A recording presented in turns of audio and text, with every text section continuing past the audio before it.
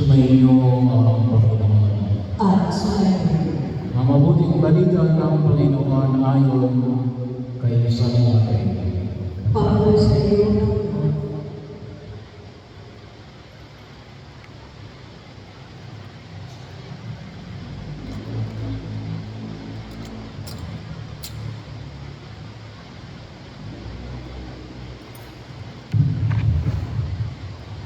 Noong panahon yun ang makita ni Jesus ang napakaraming tao. Umangon siya sa bundok, pataupo niya ay lumaki ang kanyang mga lakad.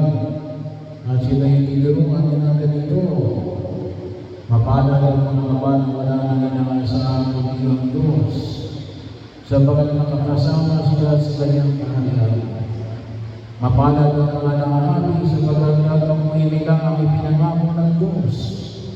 Mapalad ang mga nagmimiting makatupad sa kalooban ng Diyos, sabagat ipagkakaloob sa kanilang hinihili. Mapalad ang mga mahabagi, sabagat kahawagan sila ng Diyos. Mapalad ang mga may malinis na puso, sabagat makikita nila ng Diyos.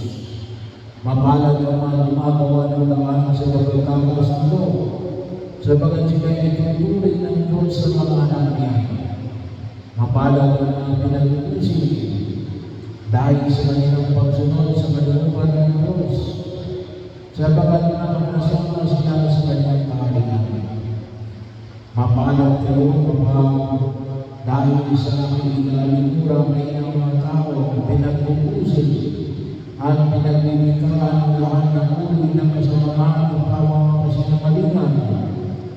Magdiwag kayo mag-alala, sabagat malaki ang inyong gantimpala sa langit.